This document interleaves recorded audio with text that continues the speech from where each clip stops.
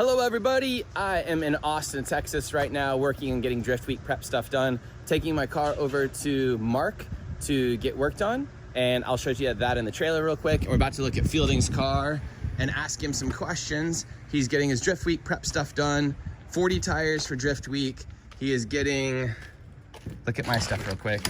I have my S14 in the trailer, getting prepped for paint, getting prepped for suspension stuff and a bunch of other stuff.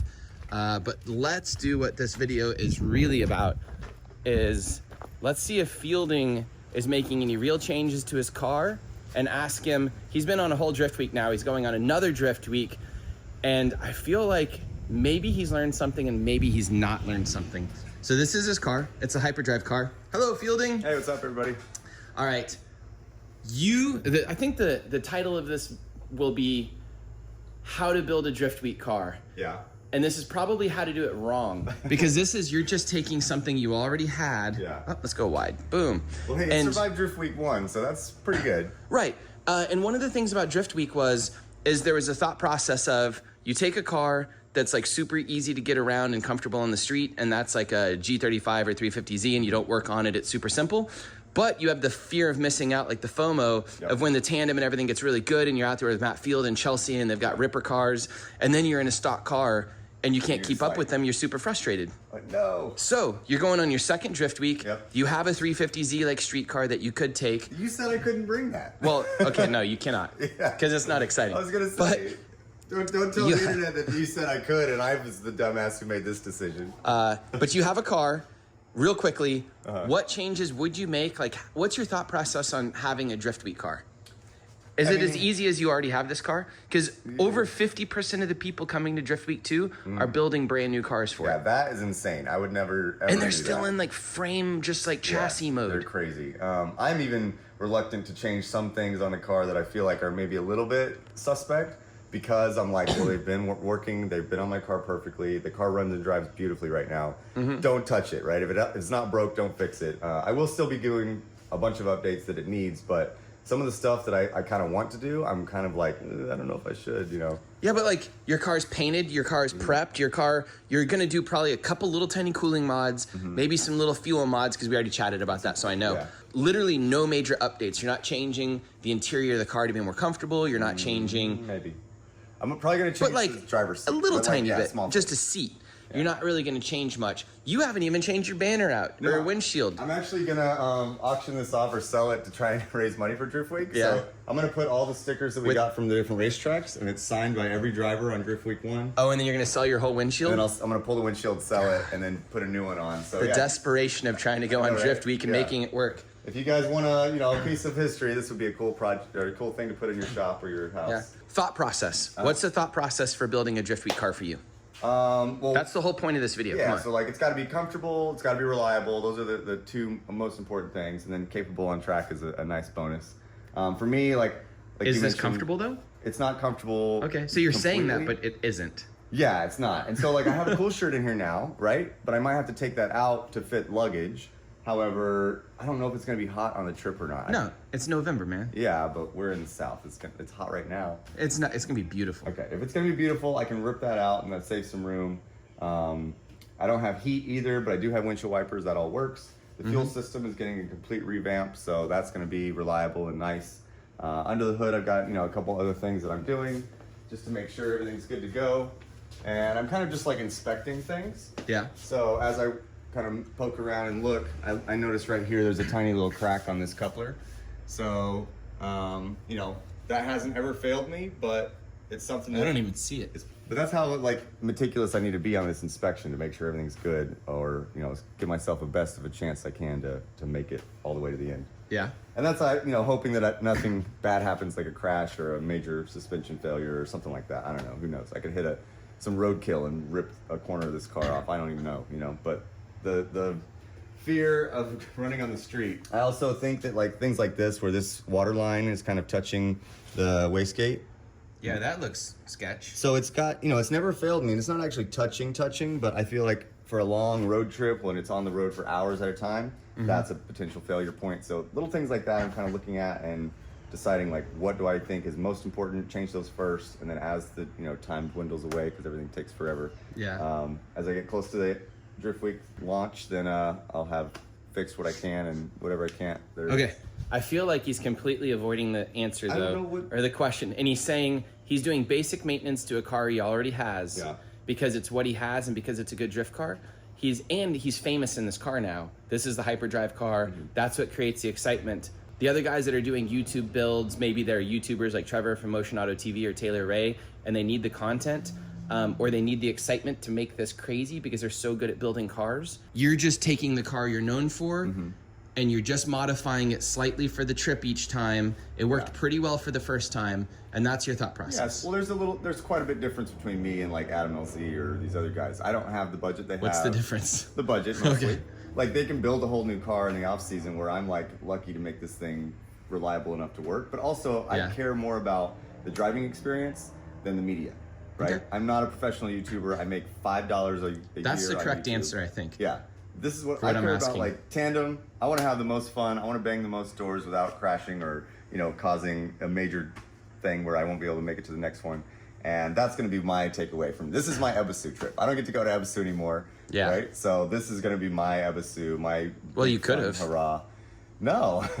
Well, he almost won the series and he could have gone to Ebisu, but he got second. So right. I got second. But that's the highest you've ever done in Pro-Am, isn't it? It is the highest. Congratulations. Thank you. Boom. Yeah.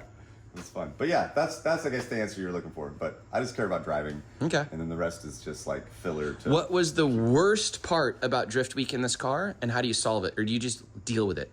So the worst part... Was freezing to death? Freezing and the diff whining at like unbelievably high pitched... That's both gone. Like So, well, the freezing, I don't know. It might still freeze, but the whining is gone. I've got a brand new like OEM, never opened differential from Nissan, and then I put my two-way in it, and it's working beautifully. It's quiet.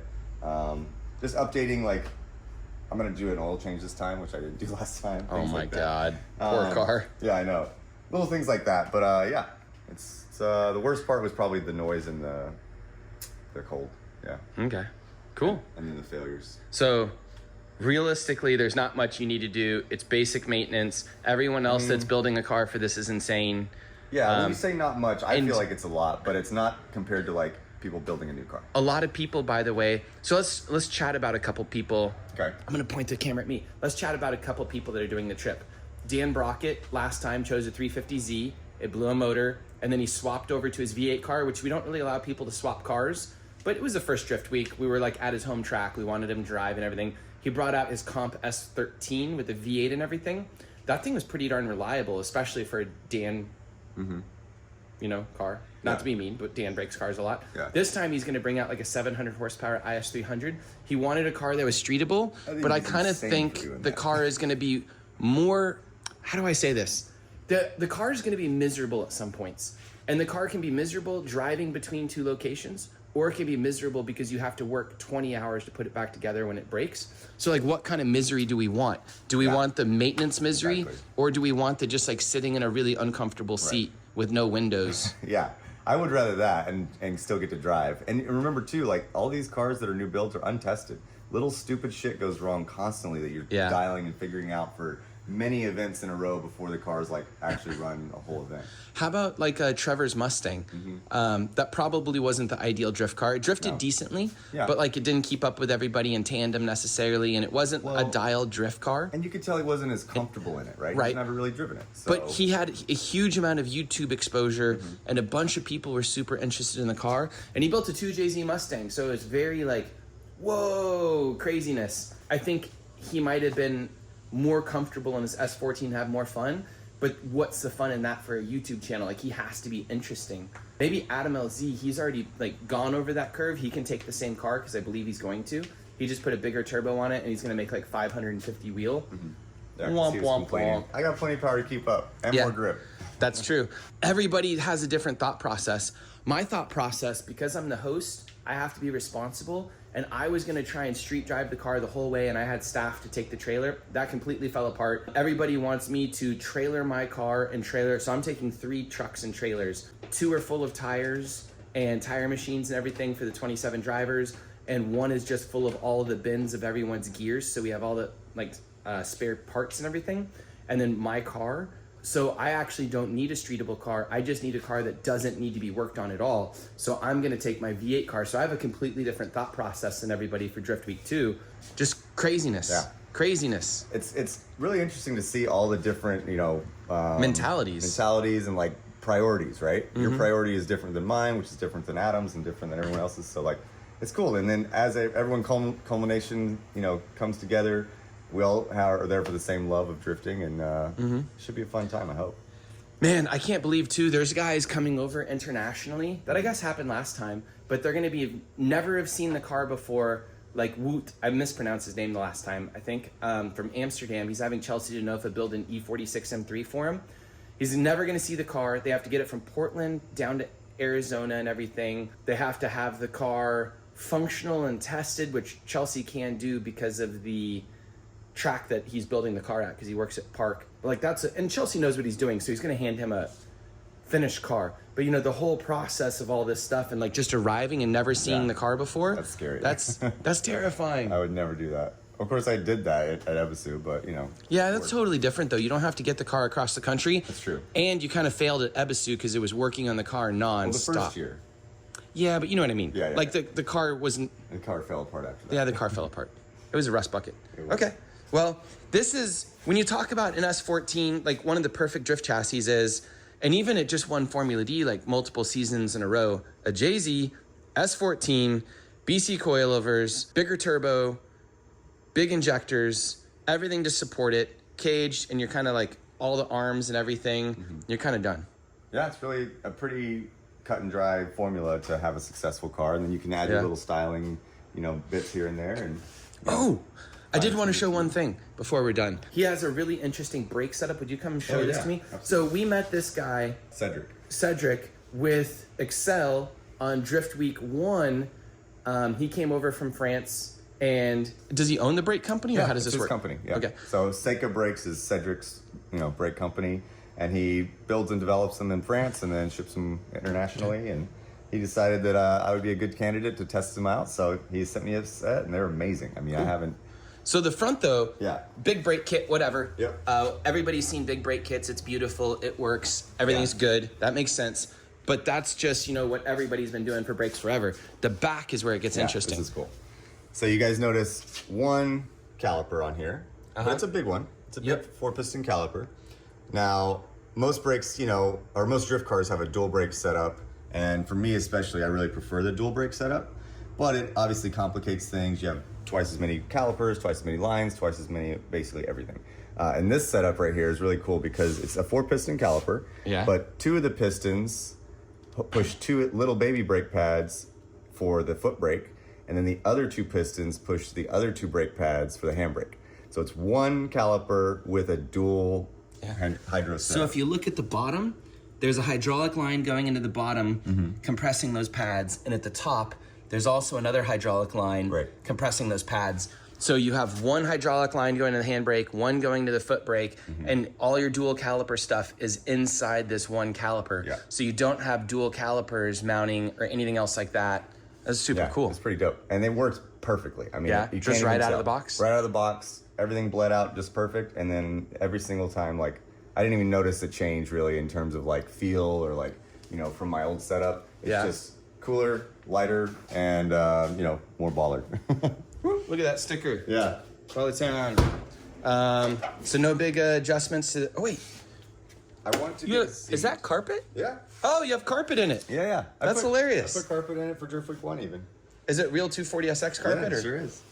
And so I've got the radio. Did it make your car slower on track? Not at all. No. It made it nicer. That radio looks ghetto fielding. It's super ghetto, but I had to cover a hole that I had already cut in the dash. I don't think that's how you have to cover a hole like that. Well, the hole is already that big. You could do that better. Why don't you run it through the tablet or something? I can't deal with that. I got the sub back here. Yeah. So I can hear. Can you even hear that over the car noise? I couldn't on Driftweek 1, but that was because of the diff. So I'm hoping that now it'll be quiet. Why don't you just wear sound canceling headphones? I wore headphones, but I'm gonna have a passenger too, and like if they can have their own we need to headphones. chat or edit. Like I don't want a full racing radio off-road setup in this thing. Yeah. That would be ridiculous. Okay. Well, let's take this video to the end. Okay. You think this is a good Driftweek setup? You're happy with this? I love it, yeah. I mean, you don't need like a 4-door luxury car with a JZ?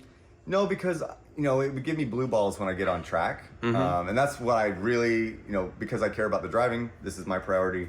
I am going to suffer in between tracks. And then when I get there, I'm going to have the most fun or, you know, be able to drive the most. I'm also most comfortable in this, whereas another car that I might be build or even my Z, I'm not as comfortable. So I have a higher chance, I think, of crashing it or making a mistake or biffing it, you know. Whereas this I completely understand. Either way, like, I love this car, and who doesn't want to see this driving on the Ripping street, around. you know? Yeah. Street driving. That's the between comedy, events. too. Yeah. I got my wastegate now out of the hood. That's new. Yeah, I don't know about that. That's kind of cool. It took me forever to get it to fit that perfectly. Yeah. Yeah, you have the time on your hands. Yeah. Okay, we're done. All right. Bye, everybody. I appreciate Fielding taking the time and talking about the car. I think that you are correct with just dealing with it, having the best drift car for Drift Week. I think a lot of guys bring cars to Drift Week and then they have the fear of missing out because they don't, like, I think Luke Fink definitely, his car was too slow. I think David Mesker, his car was too slow. They worked and everything and they enjoyed it and they told you they enjoyed it, but like they wanted to go faster. They wanted to do stuff. they were frustrated when we were banging doors and they were trying to keep up. Yep. And I'm the guy that always preaches the cheap car, this car, you know, whatever, but it definitely is good to have the car you want sometimes. Right. Okay, bye.